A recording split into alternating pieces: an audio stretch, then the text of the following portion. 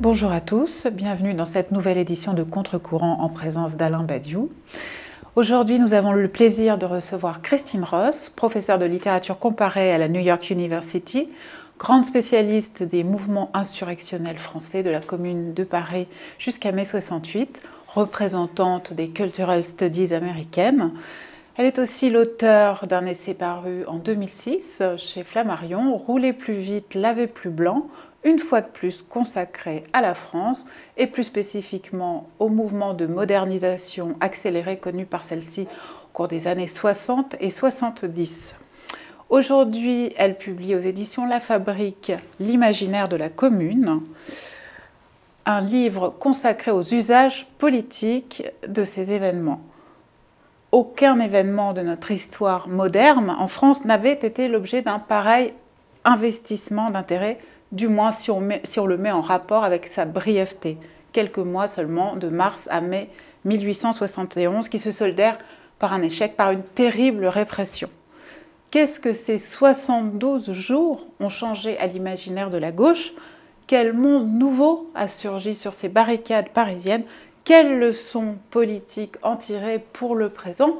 Autant de questions, d'interrogations qui sont présentes dans l'œuvre d'Alain Badiou, aussi bien dans Logique des mondes que plus récemment dans l'hypothèse communiste. Une rencontre s'imposait donc.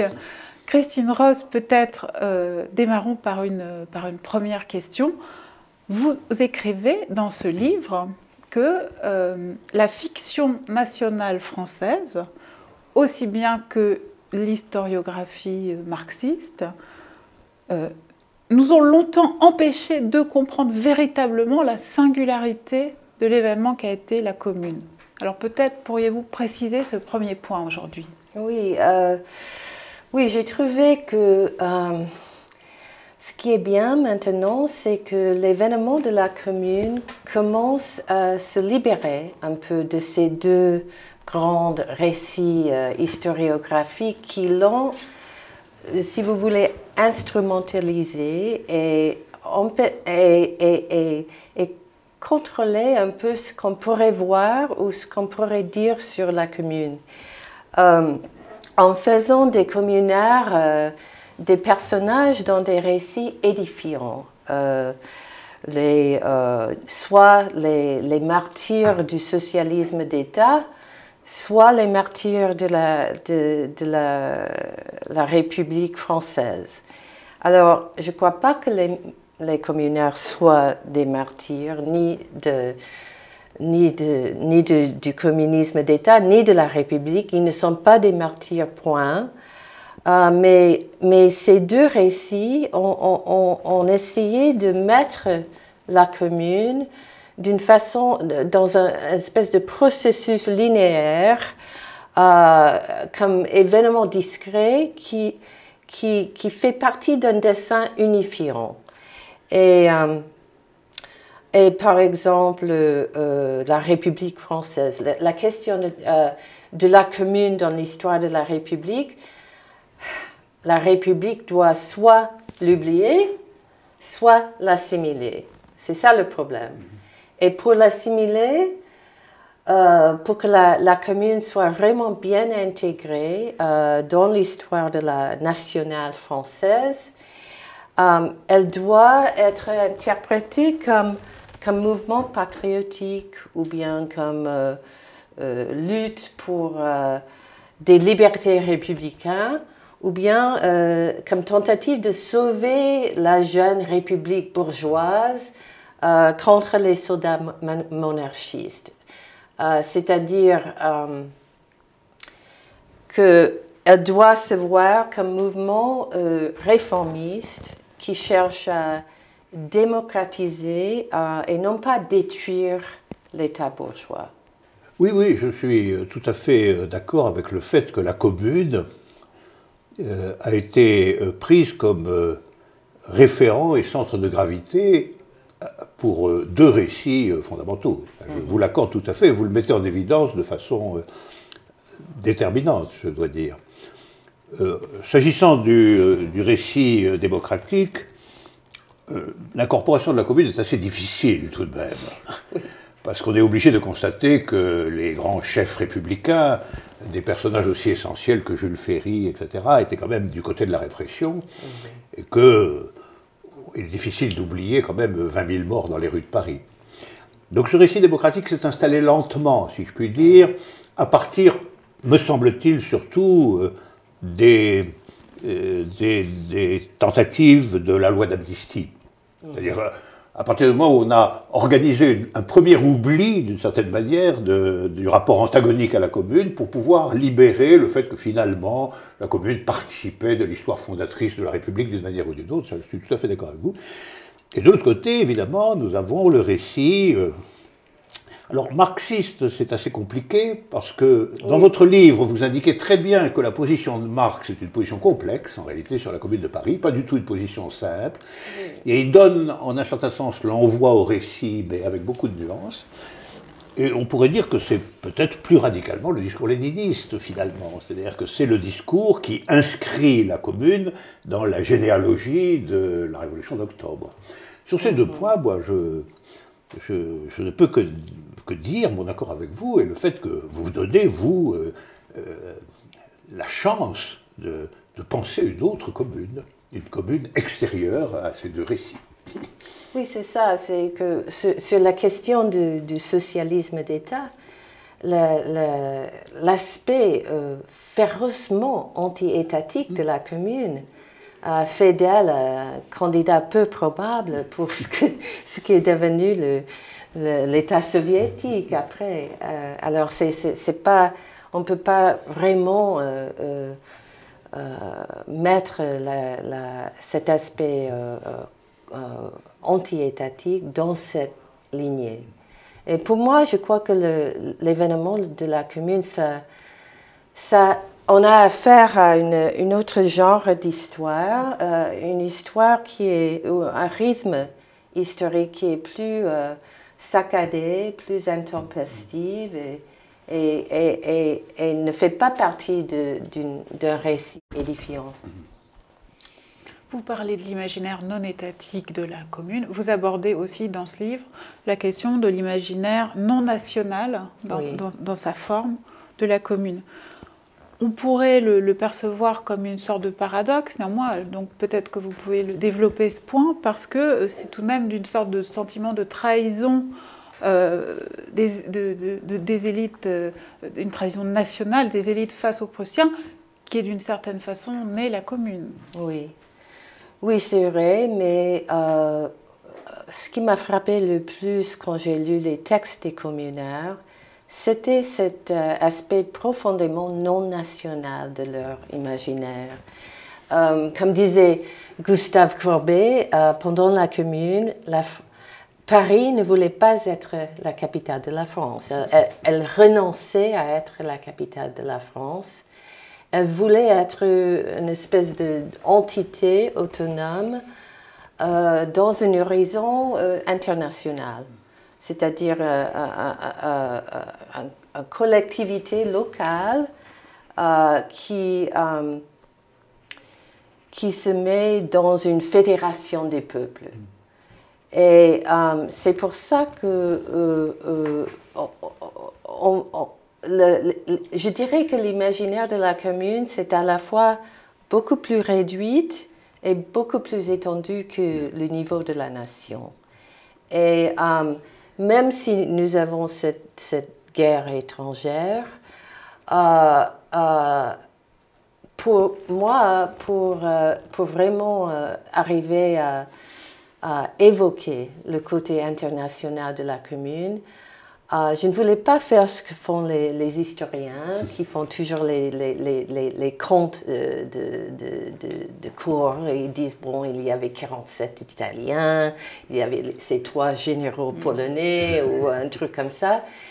Je voulais montrer la couture internationale qui existait juste avant la Commune, et surtout après, lorsque les réfugiés et les exilés de la Commune sont allés en Suisse et à Londres et ils ont fait la connaissance de leurs soutiens comme Marx et William Morris et Kropotkin Et ensemble, ils ont travaillé ensemble pour théoriser en fait ce qui venait d'arriver.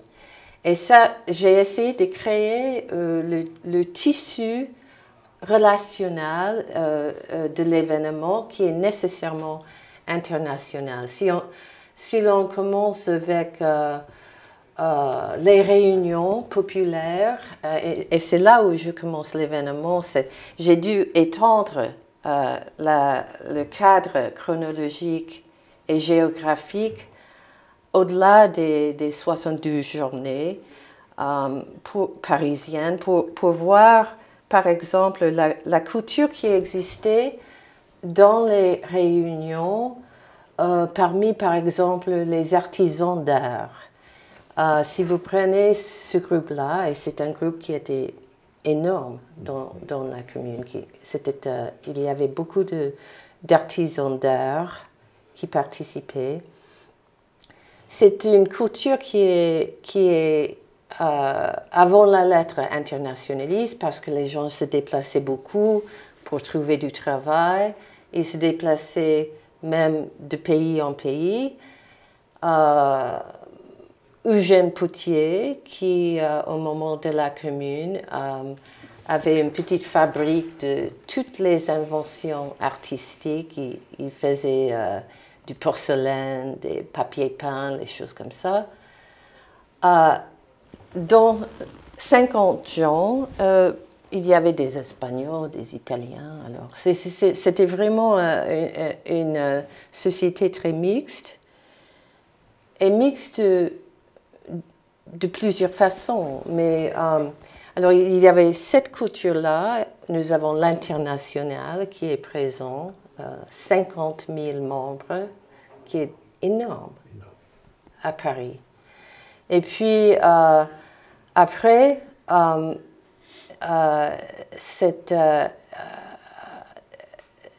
ces rencontres dans la Jura ou à Londres, entre les exilés et leur soutien, c'est toute une façon de créer un réseau international qui continue.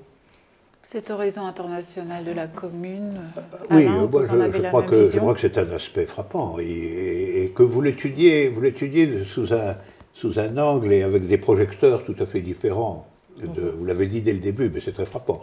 La couleur internationale est généralement donnée en effet par la participation d'un certain nombre d'étrangers au grand récit de la commune.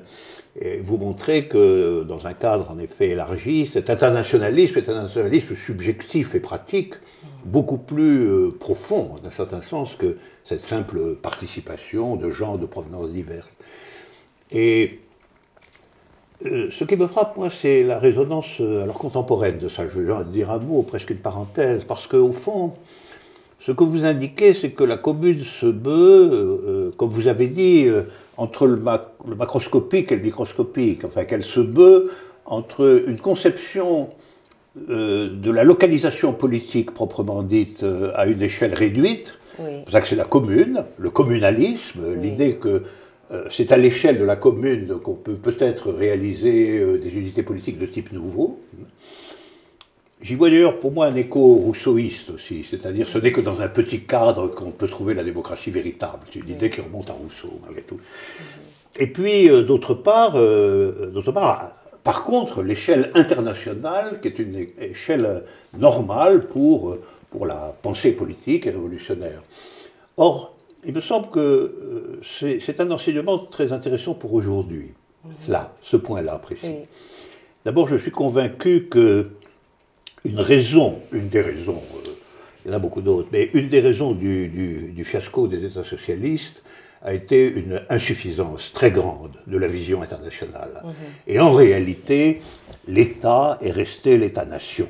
Oui. Que ce soit en Russie, que ce soit en Chine, l'État est resté l'État-nation. Et donc, au niveau du pouvoir, la question de l'international n'a pas été abordée, elle a été quand même ramenée à la figure établie de l'État-nation. Aujourd'hui, nous avons absolument besoin d'une vision internationaliste véritable. Oui. Une vision internationaliste qui ne soit pas réductible aux intérêts combinés des États, donc sur ce côté-là.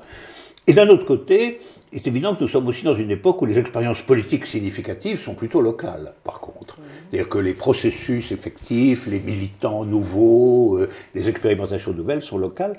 Et donc j'ai été très frappé dans votre livre par cela. C'est-à-dire que le cadre d'investigation de la commune que vous proposez, entre l'internationalisme et la commune, c'est quelque chose qui, dans son allure générale, me parle tout à fait aux contemporains, me parle tout à fait pour aujourd'hui.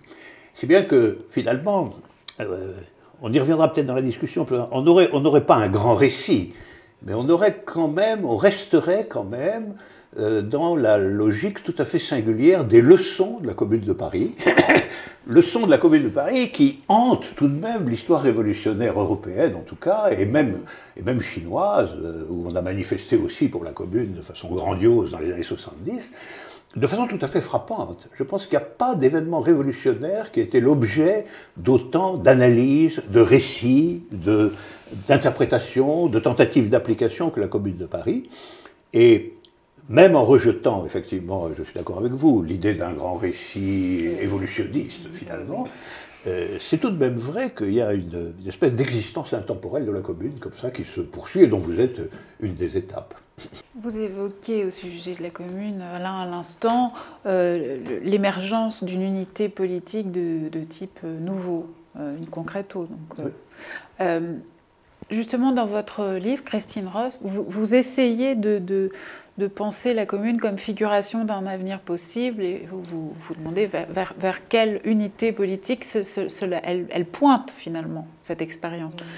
Quels sont, pour en venir, pour rester sur le présent en effet, quels sont aujourd'hui les mouvements politiques qui vous semblent s'en inspirer ou qui vous semblent avoir tiré des leçons importantes de ces événements, ou quels sont ceux qui devraient le faire, qui feraient bien de s'en inspirer? Alors, ça c'est vraiment difficile parce que je ne crois pas que le passé soit un donneur de leçons. Et c'est pour ça que j'ai utilisé ce mot de figuration. Je pense avec Walter Benjamin qu'il y a des moments où des luttes, une lutte particulière du passé surgit dans le présent, dans l'imagination du présent, et se présente comme avenir possible. C'est ça ce que je voulais dire sur la Commune. Pour les mouvements d'aujourd'hui, en France, les zadistes, j'essaie de me renseigner, surtout depuis que je suis en France, mais je crois qu'on doit se rendre sur place avec ces mouvements-là et parler aux gens. C'est la seule façon de vraiment connaître ce qui se passe. Mais c'est un peu ce que j'ai essayé de faire avec les communaires, c'est de les faire parler un peu. Mais je crois que pour les militants d'aujourd'hui, ce sont eux qui feront ou ne feront pas les rapprochements. Et je dois dire que j'ai parlé un peu de ce livre partout en France maintenant. Et dans les villes comme Toulouse ou Rennes, je trouve que les gens sont vraiment curieux. Ils essaient maintenant de savoir quelque chose sur la Commune de Paris. Et j'ai remarqué que si on n'a pas une formation plutôt militante, on ne sait pas grand-chose. C'est pas surprenant que l'école n'est pas l'endroit pour apprendre la Commune de Paris, mais je ressens une grande curiosité. Et je crois aussi qu'on peut parler un peu quand même de ce geste qu'on a vu en 2011, ou bien ce retour d'une politique, une stratégie politique axée sur s'emparer de l'espace. Là, vous parlez de 2011, parce que vous le reliez à quelle Oh, 2011, partout. Les occupations, oui, les oui, mouvements oui, Occupy, Istanbul, la place Tahrir, le mouvement des Scars, Taksim, Auckland, Montréal, Madrid, partout. Il y avait ce geste de prendre de prendre de la place ou bien de retourner à une espèce d'occupation comme geste. Alors, c'est un peu pour ça que j'ai voulu, moi, revenir à la chronotope de la commune et essayer de voir... Ce sont ces mouvements qui vous ont conduit à revisiter l'histoire de la commune? Oui, parce que j'avais fait un ouvrage il y a 30 ans où j'ai parlé, c'était plutôt une histoire poétique. C'est votre livre sur Rimbaud et la commune, c'est oui, ça? Oui. Et à cette époque, je m'intéressais beaucoup de mettre Rimbaud en conversation avec les communards comme Élisée Reclus, par exemple, parce que Rimbaud a énormément de termes géographiques dans sa poésie qui surgissent comme ça, et je me suis dit, bon, on va mettre ces deux ensemble et voir ce qu'on peut voir. Et maintenant, Élisée Reclus, il est au centre d'une analyse internationale, curiosité, des gens qui voient dans lui son œuvre et l'œuvre de Maurice et de Kropotkin, une pensée écologique qui est mort avec eux à la fin du 19e et que l'on ne voit pas jusqu'aux années 70 maintenant. Mais j'ai trouvé que, ça c'est très intéressant, mais les théoriciens écologiques ne font pas la connexion ou le rapprochement entre la pensée, le commencement de l'écologie socialiste et la Commune de Paris.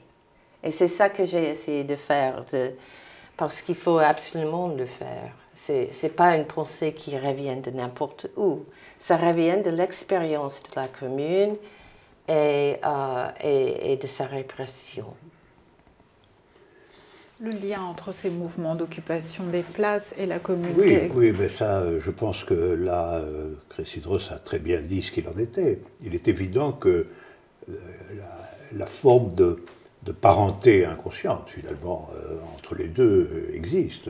Moi-même, je l'avais comme ça, de façon très, très, très insuffisante, repéré, que nous étions dans une période de retour de figures du mouvement et de l'idéologie des mouvements et de la pensée concernant justement qu'est-ce que c'est qu'une discipline de mouvement, qu'est-ce que c'est que son rapport à l'espace, qu'est-ce que c'est que son rapport au pouvoir finalement, ou son non-rapport au pouvoir, qu'est-ce que c'est que tenter d'exister à part, si je puis dire, dans une séparation et pas simplement dans une lutte interne, que tout cela était présent dans ces mouvements. Mais ça m'amène à une question où,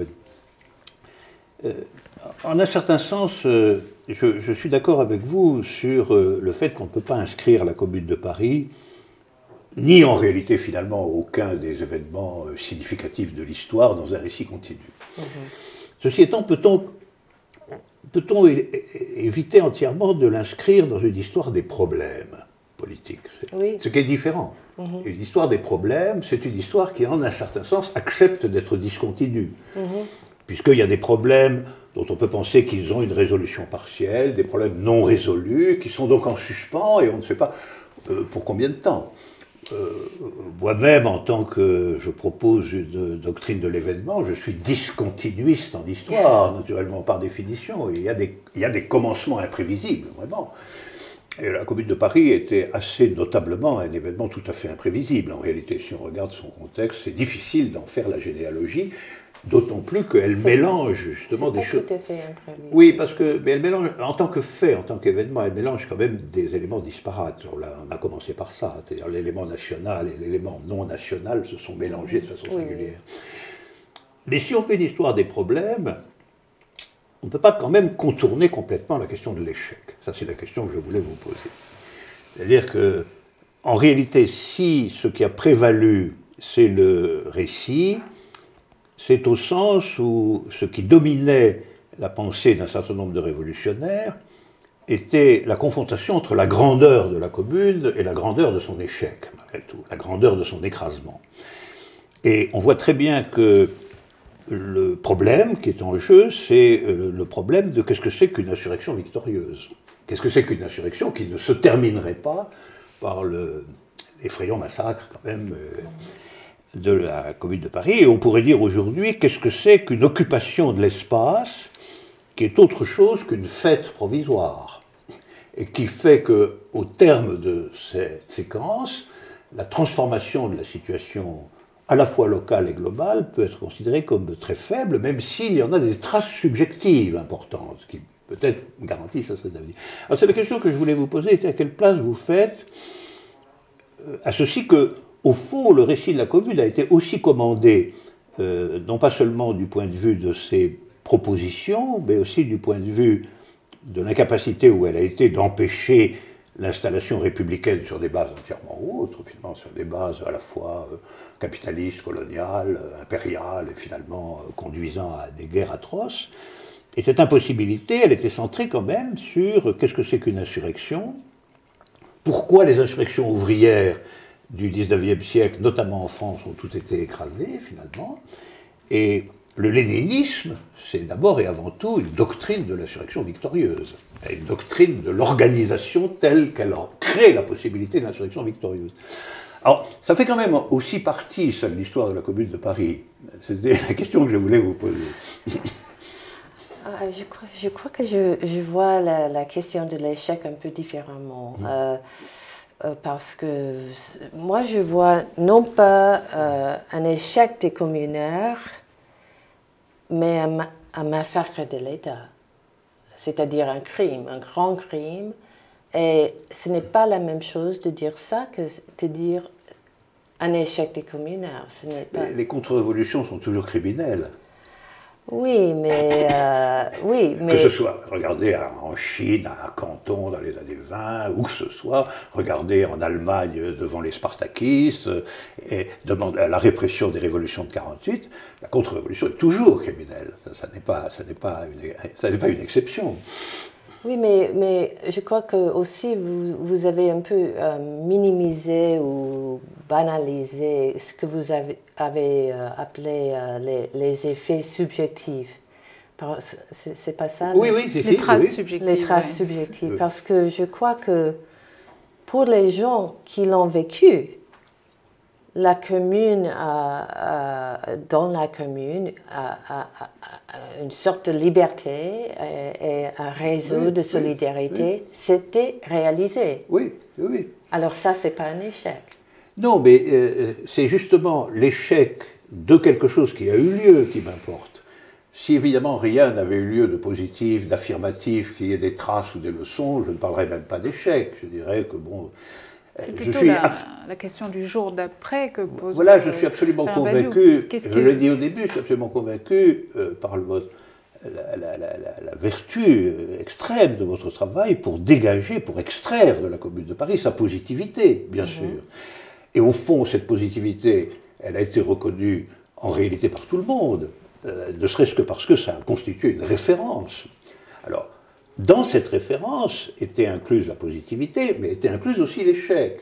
Parce que la possibilité même du crime réactionnaire fait quand même partie de l'historiographie de la Commune.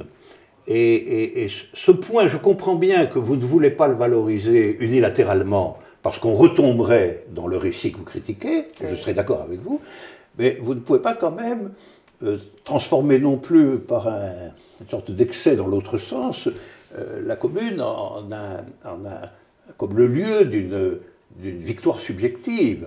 elle a des inventions subjectives, elle a des créations subjectives, elle a une mémoire subjective, mais le fait est que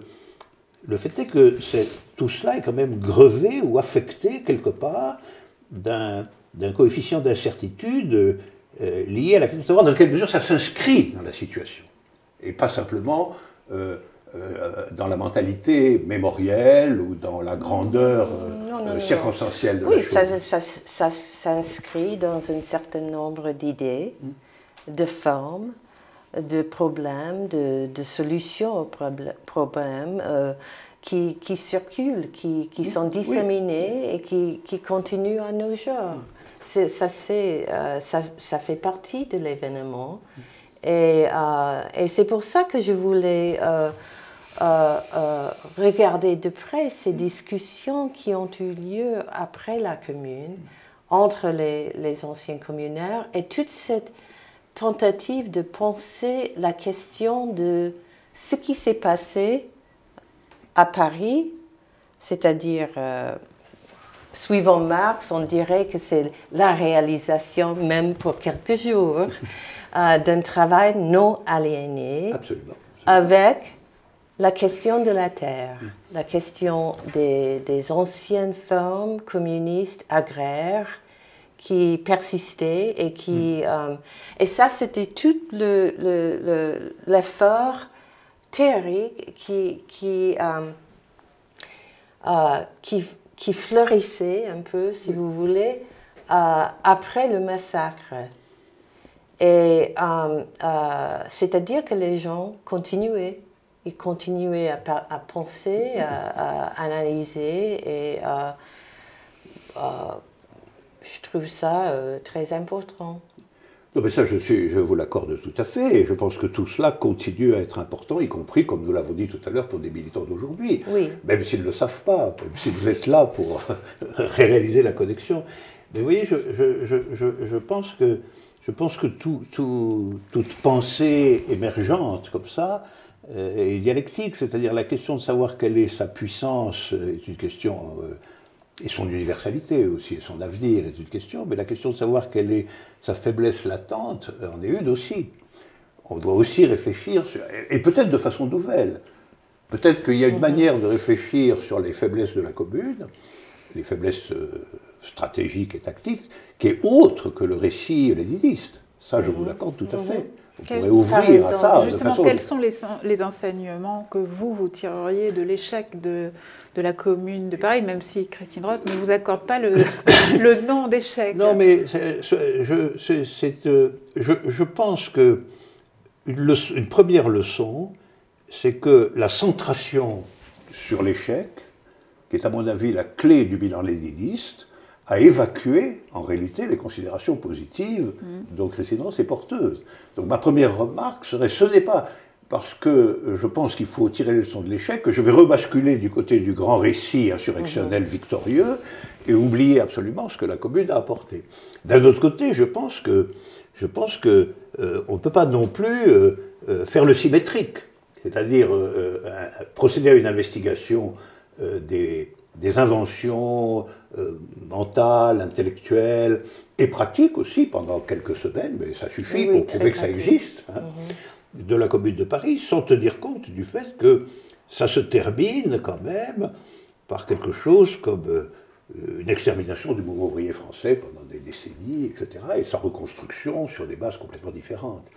Voilà, c'est simplement ça que je dirais. Pour ma part, je pense que ça met en évidence qu'aujourd'hui, la question de l'organisation, par exemple, ne peut pas se faire dans les termes strictement léninistes, c'est-à-dire uniquement comment construire une organisation militarisée, finalement, qui puisse tenir le coup face aux ambitions criminelles de la réaction. Au fond, c'est ça.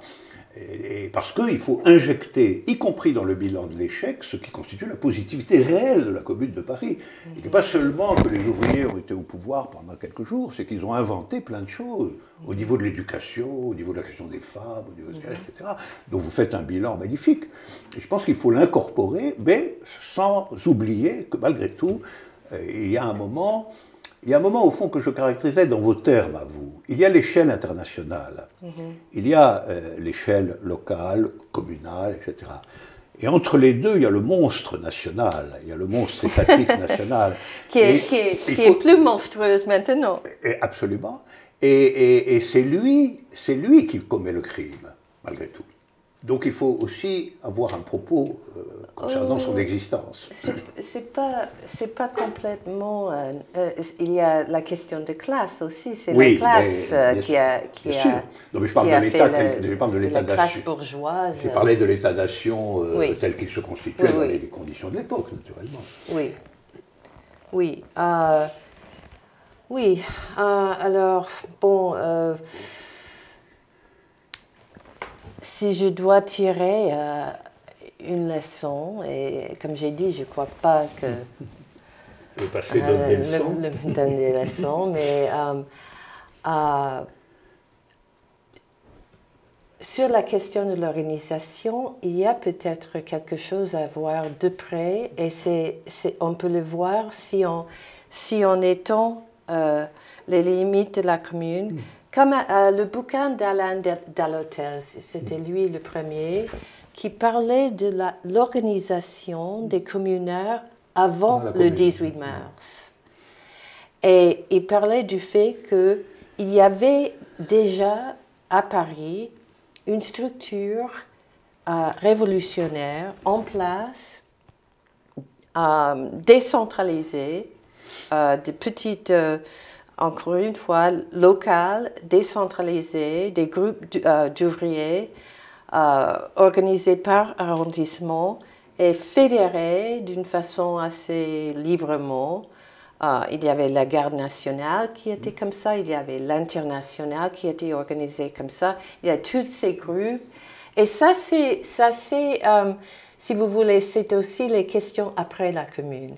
C'est cette question de comment fédérer les tentatives locales, comment les tisser ensemble d'en bas et non pas du haut. C'est un problème qui est non résolu même aujourd'hui. Oui, mais ça ne veut pas dire qu'il est insoluble. Non, pas du tout, mais c'est que les communaires avaient cette organisation. Et ça, c'est intéressant. C'est que c'était en place. Alors, 18 mars, ça le rend possible. Alors, ça, c'est peut-être une leçon. C'est de revenir à ces conversations qu'ils ont après la commune, où ils discutent de tout ça. Et ils essaient de voir comment exactement on pourrait, par exemple, combattre l'isolation de ces tentatives locales et arriver à une espèce de solidarité qui n'est pas éthique, qui n'est pas morale, mais la solidarité comme stratégie politique. Et ils ont fait ils ont repensé la question de la solidarité d'une façon qui est très actuelle. Ah, mais ça, je le pense tout à fait, puisque, comme je vous ai dit, il y a quelque chose de saisissant dans votre travail, c'est cette tentative de penser ensemble le local et l'international. Je pense que c'est absolument notre situation, et que ceci passe par une tentative de créer une subjectivité commune, en réalité, à l'ensemble des initiatives locales, est évidemment le point, mais on ne peut pas le faire non plus sans oublier que l'ennemi, lui, veut le crime. C'est ça le problème. C'est-à-dire on ne peut pas compter sur sa bénévolence d'aucune façon. Autrement dit, on pourrait le dire autrement, c'est quelle est la place la place politique faite dans ces projets inévitables et nécessaires aujourd'hui, quelle est la place faite à l'ennemi, qui lui, dont il faut quand même bien constater, c'est une des leçons de la commune, que son essence est criminelle, et qu'il continue à la manifester aussi aujourd'hui de cette manière-là. Oui, la mort de Rémi Fraisse. Voilà. À ce sujet, on a passé un petit peu rapidement tout à l'heure sur la question des zadistes, des zones à défendre que vous avez évoquées. Oui, mais j'ai pas grand-chose à dire sur. Peut-être justement que vous découvrez ce phénomène en tant qu'américaine. Je ne sais pas d'ailleurs si vous en aviez entendu parler avant votre petit tour de France. Pas beaucoup, mais immédiatement, en arrivant en France, il y a beaucoup de gens qui ont fait des interventions et qui m'ont raconté tout ça. Alors j'ai essayé de me renseigner, mais oui, c'est pour la prochaine fois, je crois que je dois... Et nous n'allons pas ouvrir une discussion tout de suite sur les zadistes. Peut-être... comme Christine Ross l'évoquait, comme un prolongement possible, ou une zone d'élaboration actuelle de forme politique. Quel regard vous portez l'idée de la sur création d'une zone libérée, aurait dit les Chinois, à part de l'État, créant ses propres lois internes d'existence, ayant des motivations particulières, en l'occurrence souvent de type écologique, etc. Je comprends très bien la filiation avec la commune telle que Christine Ross la voit, bien sûr. Mais je pense que c'est aussi voué à l'échec. Ça comporte en soi-même, dans la structure mode de la chose. Moi, j'ai beaucoup discuté avec des militants de Auckland, justement, vous l'avez mentionné tout à l'heure, parce que je trouvais que c'était parmi les expériences d'occupation, en tout cas d'Amérique, plus intéressantes d'un certain sens qu'Occupy Wall Street. Je pense que vous serez d'accord. Oui.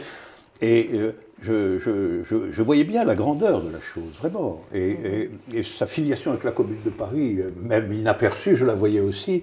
Mais je voyais aussi, y compris quand je les parle avec eux maintenant, le sentiment qu'ils avaient buté sur quelque chose qui restait obscur, pour moi comme pour eux, d'une certaine manière.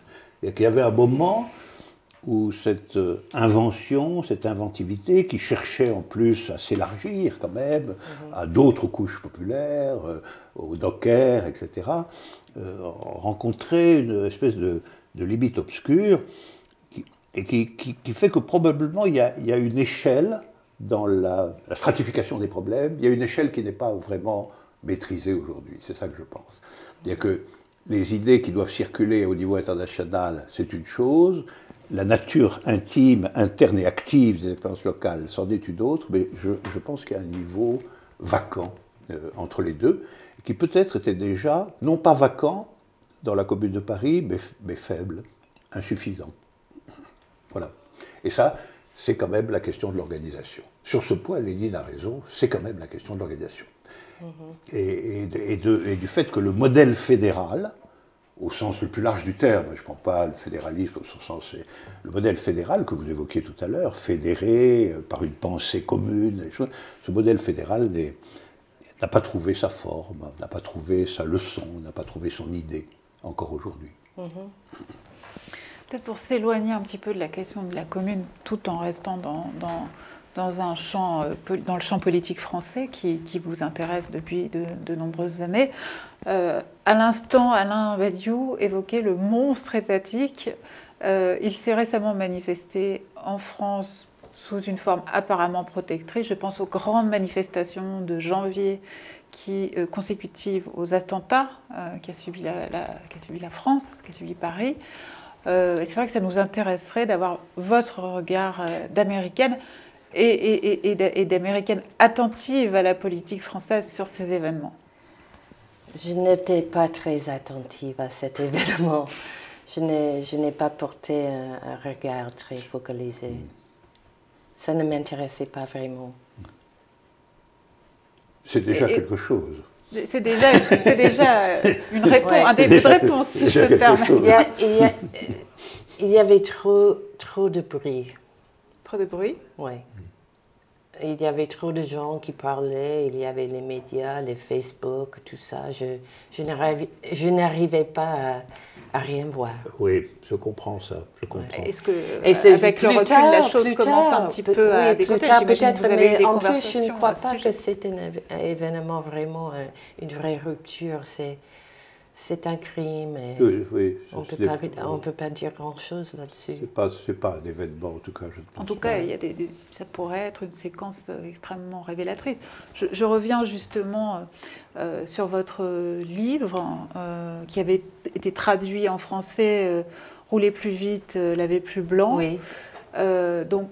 Où vous mettiez en parallèle la modernisation à marche forcée française et le mouvement de décolonisation, et vous tissiez des liens extrêmement originaux entre ces deux événements historiques. Justement, dans ce livre-là, vous évoquiez l'importation accélérée au cours des années 60-70 par les élites politiques françaises de toute une main-d'œuvre immigrée, dont les descendants de 3e, 4e génération maintenant ont été totalement relégués, abandonnés, marginalisés, dans des zones périphériques sans qu'on s'en occupe véritablement, comme si à la place de notre empire de jadis, écriviez-vous, une sorte de colonialisme intérieur s'était substitué. Est-ce que d'une certaine façon, c'est du moins comme ça en France que toute une gauche a perçu ces événements, est-ce que d'une certaine façon, aujourd'hui, la société française entière n'est pas confrontée à ce crime-là, aux conséquences de cet oubli-là Est-ce que ce n'est pas cette séquence historique-là qui est en train de nous revenir au visage? Oui, je dirais comme ça que oui, c'est par cette histoire-là qu'on doit chercher quelques illuminations, mais vraiment, je préfère ne pas me prononcer sur... Oui, je vous comprends. C'est que j'ai dû m'arrêter de... Mais je pense que... Et Charlie Hebdo, c'est une revue qui ne m'a jamais intéressée. En laissant de côté l'événement particulier, là, je pense qu'un des grands intérêts de vos travaux, c'est aussi quand même de souligner avec une extrême force le poids propre du colonialisme dans la société française, y compris aujourd'hui. Chose qui est, dans l'ensemble des commentaires médiatiques, systématiquement oblitérée. Je veux dire, il y a en France un terrible inconscient colonial qui correspond à des situations réelles, par ailleurs, des questions subjectives réelles. Et je pense qu'en effet, vous l'avez parfaitement perçu. Ça me frappe d'autant plus que véritablement, il y a là-dessus très peu de choses. C'est-à-dire qu'il y a cet inconscient colonial demeure assez largement consensuel. C'est ça, un des drames, me semble-t-il, de la société française, c'est ce qui la corrompt de l'intérieur. Oui, je crois que c'est vrai. Je crois que c'est aussi pour ça que je me suis intéressée à ces deux événements de la Commune de Paris et mai 68, parce que ce sont les événements qui encadrent l'Empire. Exactement. Je les vois aussi comme vous.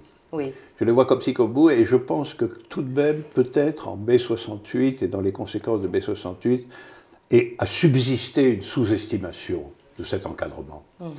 Que ce point-là a été abordé un peu du biais de notre lien, puisque j'étais un acteur de cette affaire-là, de notre lien aux ouvriers de provenance coloniale, enfin de provenance africaine. Ça oui, ça c'était un élément très important, subjectivement très important. Mais je pense que nous étions encore en deçà de la maîtrise, y compris mentale, de l'importance de ce phénomène. Ça, je le crois. Et de sorte que nous n'avons pas pu le vaincre. Il est quand même toujours là. La bête est toujours là. Alors, peut-être une question davantage pour vous dans ce cas que celle de votre regard sur les événements de janvier. En tant que spécialiste, qu'observatrice privilégiée des mouvements insurrectionnels français, est-ce que vous n'avez pas été surpris, justement, après la crise financière et à partir de 2011, de ne pas voir en France, pays soi-disant de réputation mondiale dans le domaine de la mythologie révolutionnaire, de ne voir aucun mouvement de rue, aucun mouvement populaire émerger, et de voir malheureusement à la place de ça monter des forces réactionnaires dans le pays de façon toujours plus spectaculaire. Oui, c'est vrai, mais peut-être ça veut dire que Paris n'est plus la métonymie pour l'insurrection. Oui. Mais justement, maintenant, ça change. Et avec ces mouvements à la campagne, c'est peut-être ça la direction. Je crois que la question de la commune, c'est ça, c'est la grande question du 19e, la ville et la campagne. Et évidemment, c'est pas du tout résolu et ça continue de générer des mouvements et des questions, surtout en France qui est tellement centralisée comme société. Non, mais je crois aussi qu'il y a un élément qui joue, c'est que vous avez scruté aussi à votre manière, qui est que le contre-coup de mai 68, les contre-coups tardifs de mai 68, a été quand même la réapparition en France d'une intelligentsia de droite, une intelligentsia réactionnaire. Et de même que mai 68, c'est tout de même un événement assez important, enfin significatif et dense, Oui. qui illustrait glorieusement l'exception française, à sa manière, au milieu. De même, nous avons été capables de créer une intelligentsia de droite tout à fait venimeuse et active. Oui. Et c'est quand même un renversement dialectique que nous avons observé. Oui. Parce que même dans le cas de la Commune, la contre-révolution qui a suivi le massacre même était continentale. Oui, déferlante. Oui. Et j'ai dû... on parle toujours de la période après la Commune comme un moment où c'est la grande rivalité entre Marx et Bakounine. Et c'est ça qui était censé mettre un terme à la Première Internationale. Mais je crois que c'est plutôt la contre-révolution après la Commune qui a fait ça. Et si vous avez cette grande force contre-révolutionnaire, mais encore une fois, si vous mettez de côté Marx et Bakounine pour voir ce qu'on peut voir, on voit tout un tas de gens qui ne sont pas attachés servilement ni à l'anarchisme ni au marxisme. Et comme Élisée Reclus, grande anarchiste pour qui c'était l'inégalité économique qui était la chose la plus importante.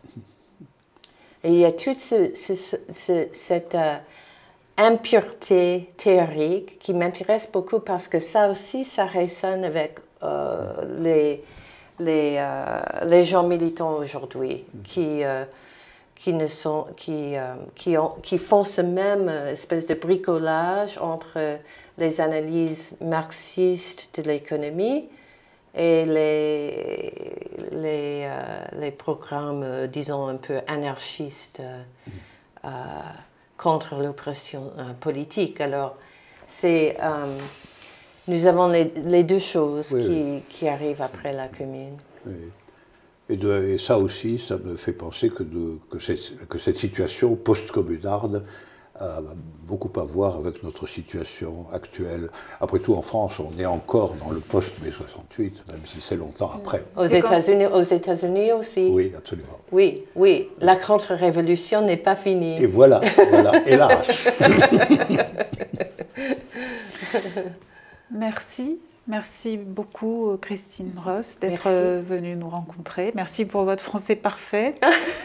À bientôt, Alain Badiou, pour une nouvelle édition de Contre-courant.